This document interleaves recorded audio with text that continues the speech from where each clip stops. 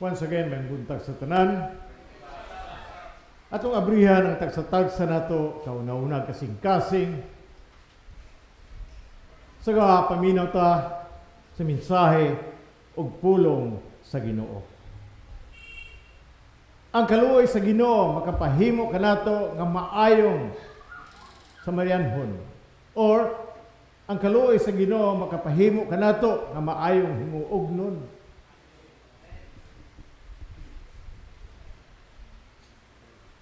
Sa magabasa ta sa Ebanghelyo, wherein nakita nato ang nature sa Ginoo. God is a loving God. May gugmaon, merciful, maluluyon, and God is compassionate. Kung ingana ang atong Ginoo, ang mga question nga mo arise sa atong tagsa-tagsa ka mga huna-huna. Kung maluluyon, may gugmaon na Ginoo, why there is so much suffering? Daghang kay nag-antos sa mga sakit, mga kanser. Ang uban walay pagkaon.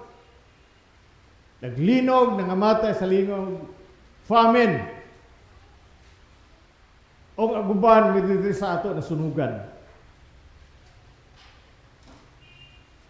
Nga naman nga daghang kaayong mga pag-antos. Niini nga gitawag na to evil in this world. Ang gitawag na to nga agnostic sa kini nga mga tao nga wala mo tuo sa Ginoo. Why? Nganong dili na sila mo tuo sa Ginoo? Why? Because there is so much problem. Daghang kay mga problema nga nahitabo.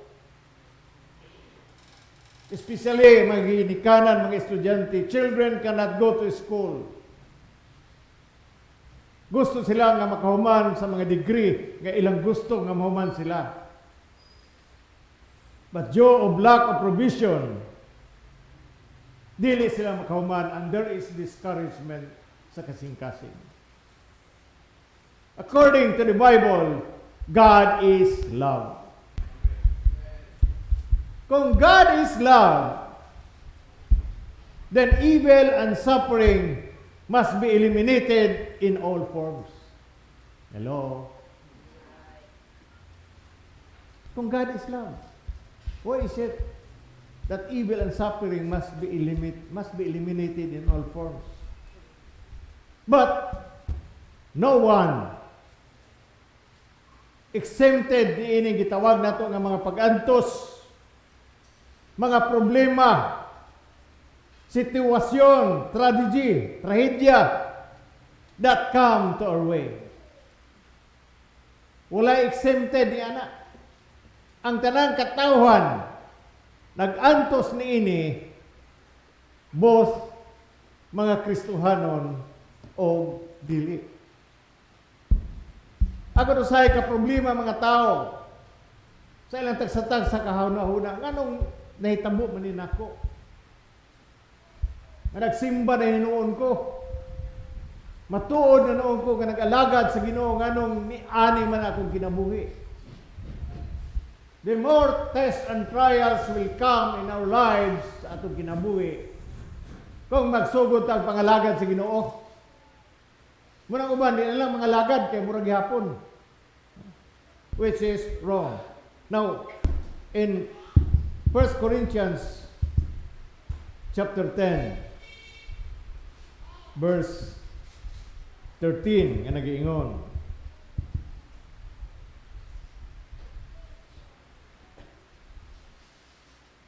Muni atong timan-an. Ang tanang tentasyon nga naagian ninyo, naagian usab sa uban sa kadaghanan. Kay ang Dios mutuman gayud sa saad ug dili siya mutugot nga tintalon kamo labaw sa inyong madaog. Sa panahon nga tintalon kamo, maghatag siya kanimo og kusog aron kamo makalahutay ug unya makalingkawas gikan niini. Amin bata. In spite of the situation, God gives us strength.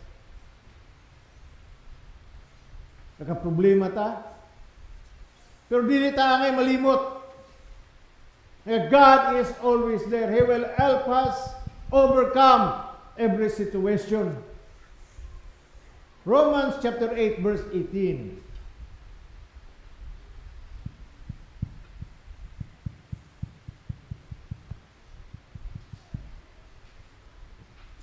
Giisip ko nga ang akong mga pag-antos niining panahona dili gyud ikatandi sa himaya nga padayag unya kanato. Giisip ko nga ang atong pag-antos niining higayuna, it's not worth. Kaysa ikatandi sa himaya nga padayag unya kanato. The glory of God must be seen in our lives. Bisan pa mga pagsulay, once nga atong gidawat sa Ginoong Jesucristo nga personal ug manluluwas og Dios sa atong kinabuhi, sa kinakising-kasing gayon na ay gitawag nato nga paglutos. In 2 Timothy chapter 3 verse 12. Yan gayon. Masaligod kami tungod kay aniya man kanamo kining maong paglauma. 12. Dili kami sama. Wait. Parang nasaya po. 2 Timothy dahil. 2 Timothy. Importante nga versikulo. 2 Timothy chapter 3 verse 12. Na nag-iingon. Ang tanan nga tiguha sa pagkinabuhi nga Diyos noon diha kang Kristo Jesus. Lutoson gayod. Amin bata anak. Lutoson. You are not exempted in persecution. Nga mahitabo ka na to kung nagkinabuhi ta nga Diyos nun diha kang Jesucristo. Lahi man ang gilutos ta kay natin gihimo ka di mayo. Lahi sa nagilutos ta tungod kay Diyos nun ang atong mga pamaagi. Now, atong hinunduman, Job was a righteous man in the eyes of God. Kung ang siya nga tao, si Job, usa ka matarong. Kung atong basahon ang primero nga chapter 1 no, sa Job, atong mabasa nga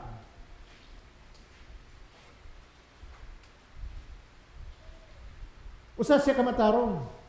May taong ginganlag Job og didto nagpuyo sa us. Nagsimba og matinud-anon siya sa Dios. Matarong siya og naglikay sa mga pagbuhat og dautan. Naglikay pagbuhat man, matarong siya. But why is it nga nahitabo man niya? Usa ka adlaw sa tanan sa libot-libot. Nangitag tukbunon. Nagtagbo sila sa Ginoo. Og nahitabo pa gyud ni nga si Job usa ka dato nga tao, no? Aduna siya 7,000 ka karnero, 3,000 ka kamelyo, 1,000 nga baka og 500 ka asno. Dadtong unang panahon kuyaw na kaani. You will be billionaire. Mao ni si Job.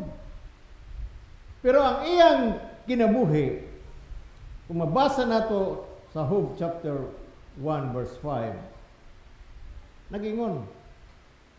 Unya ini kahuman sa maong bagkiti si Job mabangon sa iyo sa buntag o maghalad siya mga inihaw nga mananap alang sa matang usa sa iyang anak aron pasayloon sila sa ilang sala. Kanunay kining gibuhat og nagtuo si Job nga basin og sa wala tuyua makapasipala sila sa Ginoo.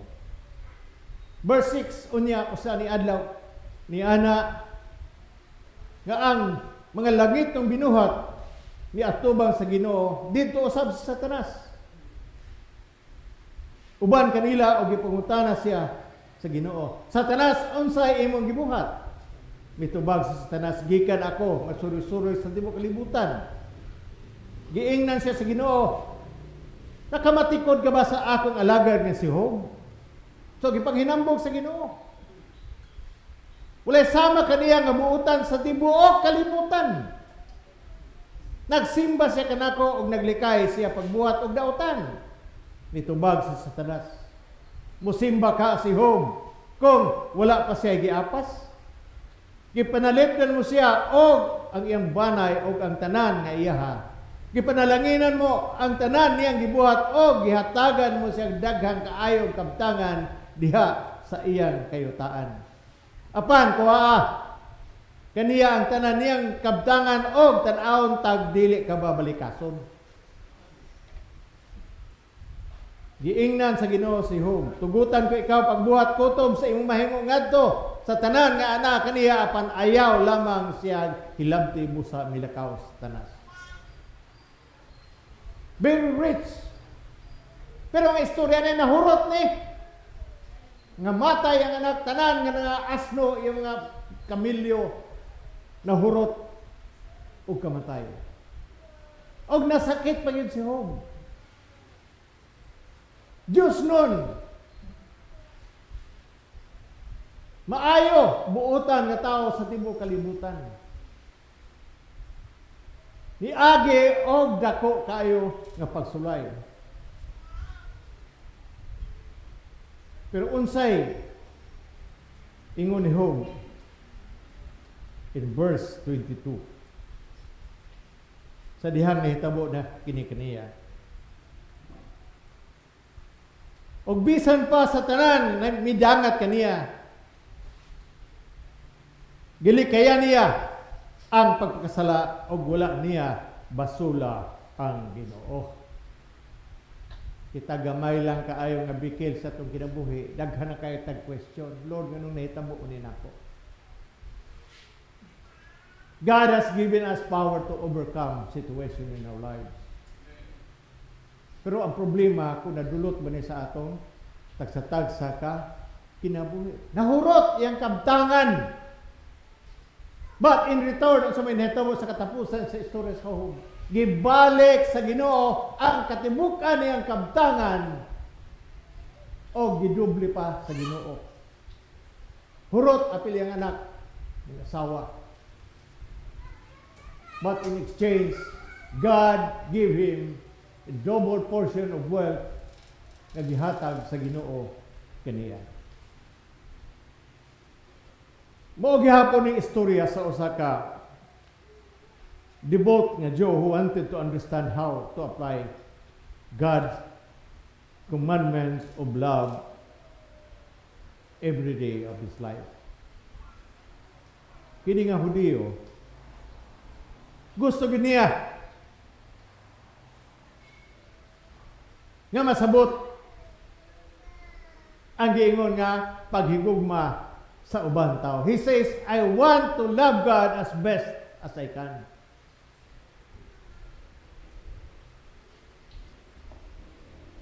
O dili lang na gusto niya mibawan unsaon paghigugma sa iyang isig katawo.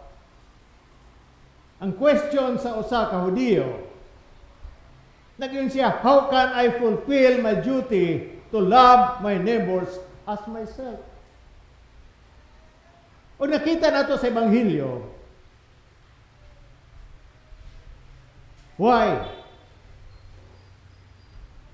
leaders refuse to help. Nakita nato sa Ebanghelyo nga nila ang pare, pero wag magbali-bali.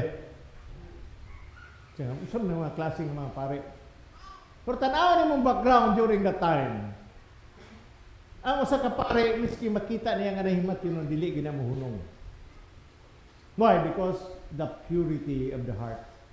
Na walay lain nga babag nga ilahi kapon kung dili buad ko sila sa gitawag nga templo. So mo na istorya kay hibaw ninyo na kay ang atong una-una din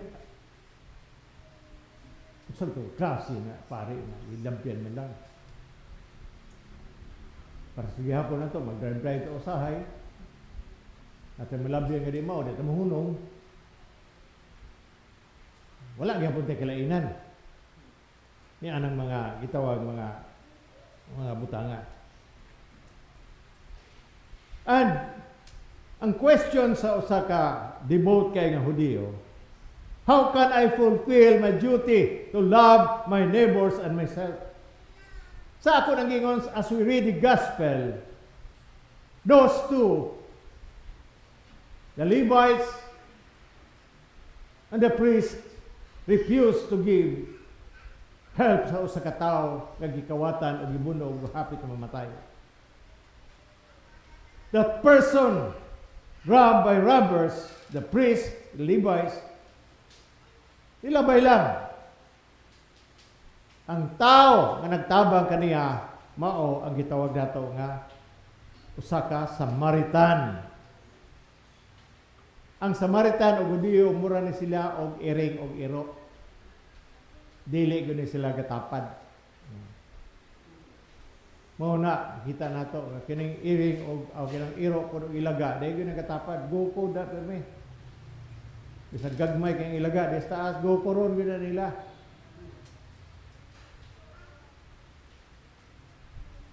Pero nakita nato ang Samaritan. So atong sabton kung unsa ang gipasabot. What does Jesus mean to love our neighbor? To love our neighbor means, number one, first we must be willing to help even if others brought trouble on themselves.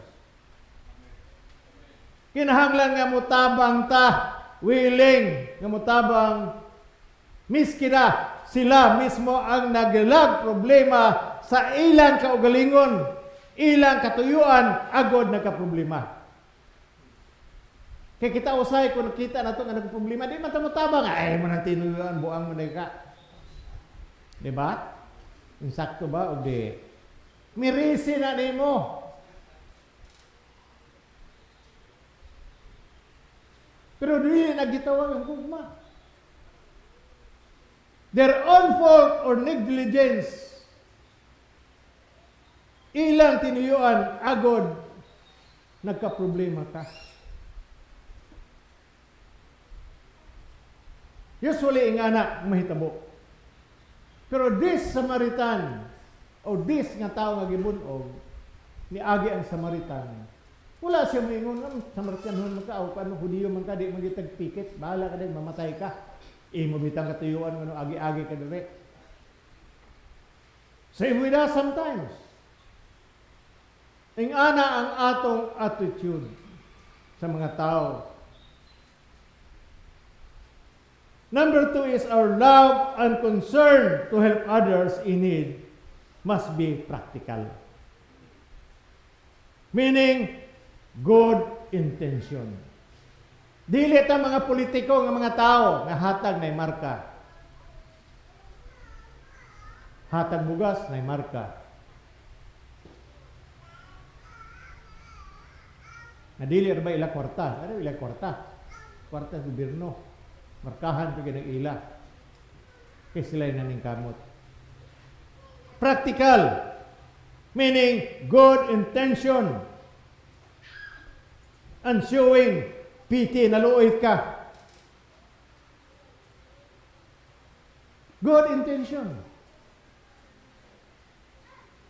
Dili ka nang himutag ng hatag tagbugas sa simbahan para manimba ang mga tao. Pagbuwan ay bugas, di na manimba. Na-experience mo na nato, bahay pa yung hatag ang bugas. Ay. Isimba ka, kinahigog man kasi Ginoo. Amin ba ta, anak? Amin ba ta, anak? Niyata diri. Kinahigugma ta sa Ginoo and also that we will help others. So na pagtabang bisag nga magyud bisag duha. Bisag isa ka na kuliro magyud diha. It is time for you to help biski gamay ra imong kuliro. Karon natin igsoon nga nasunugan. Sunog ang bala ni Mark o ni Annalyn. So nakinahanglan sila o tabang, aming batana. Kinahanglan rin sa nina. Pero ayun na sa nina, kwarta ilang kinahanglan pagtukod sa ilang balay. Ibaw ko na yung mga sinina nga naghatag. Na naghatag bugas, well, that's fine. Tabangan nato sila aming batana. Di tabi nga tabangan mo nato, mirising nga maginimba na, di man nimba.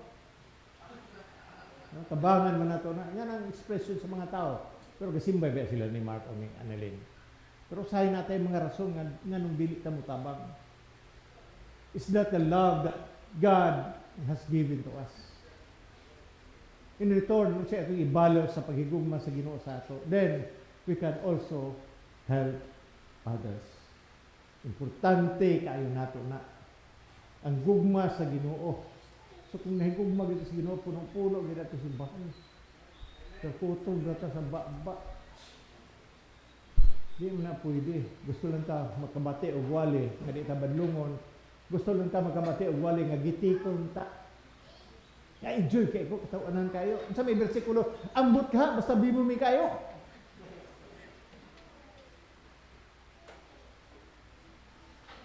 Na isa dito nga tigsimba rin. Nawala na yun noon. Kisa may magwali ka ron. Primero yung susip, paderhaw. Iko anak. Nga naman, dili man happy-happy. Pero Domingo, kasi may wala ron. Bishop, simba ko kay happy-happy na Bishop. Kasi mag-simba, happy-happy lang. Kasi mag-simba, praise and worship lang. That's not the way for us.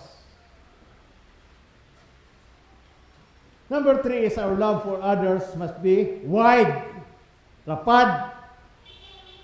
Why? Because God's love is unconditional. Gihigugma ta sa Ginoo, walay kondisyon na aming mataana. Di makiingbi nga pang-away mo ka. Kita ka higugmaon. Walay kondisyon. Bisan makasala ta, nagbuhat ang dili maayo, dili tinuyo, kanunay ang Ginoo makig-istorya, kanunay ang Ginoo mo dawat kanato. Why? Because for God so loved the world, gigugma sa Dios ang kalibutan, kitang tanan, makasasala o dili makasasala. And be ready to do good to others as God is good for us. Maayo kayo ang Ginoo kanato aming batana. He's really a good God. So after sa paghatag nato karong kabuntagon sa atong tithes and offering, we can have a special offering sa taman sa kaya nato.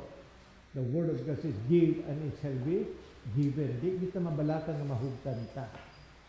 Nga mabalaka man ta mahugtan ta kung we follow God's principle in our lives. Faithful, kanunay ang Ginoo. So nagpasalamat ko na once again na naka-open ta dito sa Hibagat. Nagsugod sa Padre Rex of Misa karong alas 2. The next Sunday lain asad kada Domingo na tato dito. Nga kinahanglan usa makita nato nga mag-contribute sa para sa pagkaon sa mga bata dito kay kaon ra giwa dito. Sa kaon nato. Nagali kaon, bibo gyud ang mga bata, aming matana normal gyud sa ila. So kita nga nakatamnan ta og gugma den mutabang ka. Di ta makaygasos mga busuan kay mga bata ay tagay kagmira kayo. Usog na mga on. Kada ni abot lang na diri ko ni kaon galabog ganiha wa diha. Mga ana mga butangan. But our bottom line is the love of God in us and the love of others. So salamat sa mga donor. Salamat sa donor na kami aging parte. Huwag mo kong pagpasalamat. And thank you sa tanan ng Ginoo kanunay magasangkap sa atong ikinahanglan. Maabot nga August 22 o 21 mao ang anibersaryo nako isip obispo 25 years sa tiguan na dayko kay 25 years man. We celebrate at the same time January 2023 Patriarch Bates is coming one isa sa Hinuog aron pagbisita kanato, then expect God's blessing in our lives as the patriarch will come in the place. Be ready to do good to others as God is good to us. Mao kada Ebanghelyo gihangyo tanan sa pagpanindot.